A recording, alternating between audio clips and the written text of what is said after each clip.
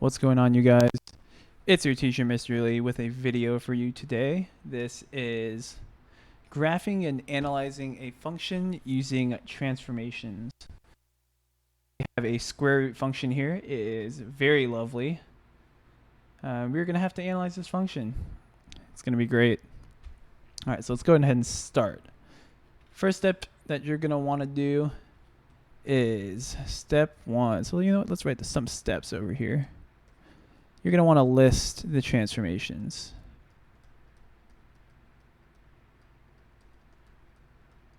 So the first thing you're going to do is step 1. You got Harry Styles. Sure rocks V-necks. So first step, H stands for horizontal. So since we have a minus 6 inside the square root, it's a subtract 6 inside the square root. That means it's going to be right 6. That's our horizontal shift. So do we have any stretchers and compressions? Well, sure do. We got 3 times x. So that's going to be, it's inside the square root, so it's going to be horizontal. If it was outside, it would be a vertical. Since it's greater than 1 on the inside, that means it's going to be a compression by 3. So remember, for shifts or for stretches and compressions, you're really looking for multiplication. All right. And do we have any reflections? We would be looking for being multiplied by a negative, and we don't have one. So, and for vertical shifts, we are going to be looking for an addition or subtraction outside of the function. So in this case, we have 2 plus on the outside. So we are going to go up 2. All right, so we have successfully listed all the transformations. That is step 1. And step 2 is going to be applying the transformations to the parent function.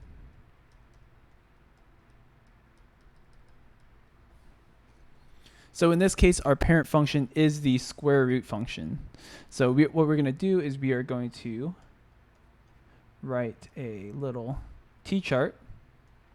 We got x and y. Let's do the first 3 points. So you could do 0, 0, 1, 1, and let's do 4, 2. So remember, this is the parent function of our function. It's going to be the square root of x. So this would be, y equals square root of x.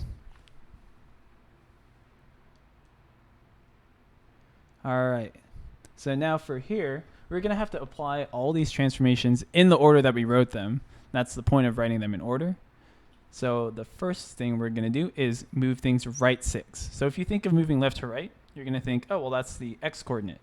And since we're just moving it to the right, we're going to add 6 to all the x coordinates. So 0 plus 6 is 6. 1 plus 6 is 7. 4 plus 6 is 10. And the y coordinates stay the same. So 0, 1, 2. Next, we have a horizontal. So think about that. Horizontal means, the x coordinates. And it's a compression, so that means you're going to divide by 3. So we have x here and y.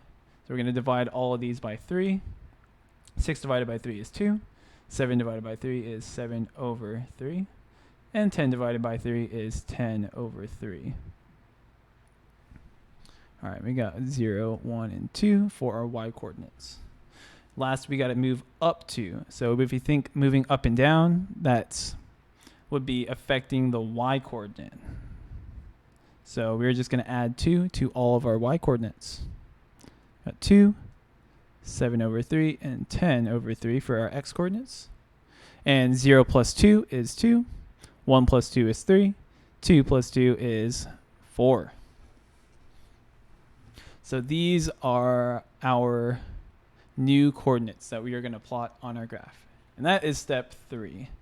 So step 3, you have to plot the points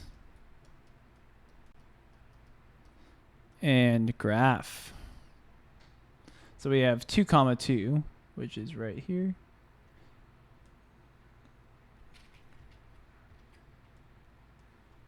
And we got 7 over 3, which is a bit more than 2, comma 3. And we have 10 thirds, which is right over 3, right above 3. And it goes up to 4, so that's right here. We're going to draw this lovely square root curve. I know it's not perfect, but it's good enough. So we got a lovely square root curve here. And now we just got to write the domain and range. So the domain and range, well, remember the domain is all possible x values. So in this case, we are starting at 2. So our lower end is 2. And it's going all the way to infinity. So we are going to go to infinity. And for our range, this is all the possible y values. So for our range, we're starting at 2. And we're going to go all the way to infinity. So there is our range.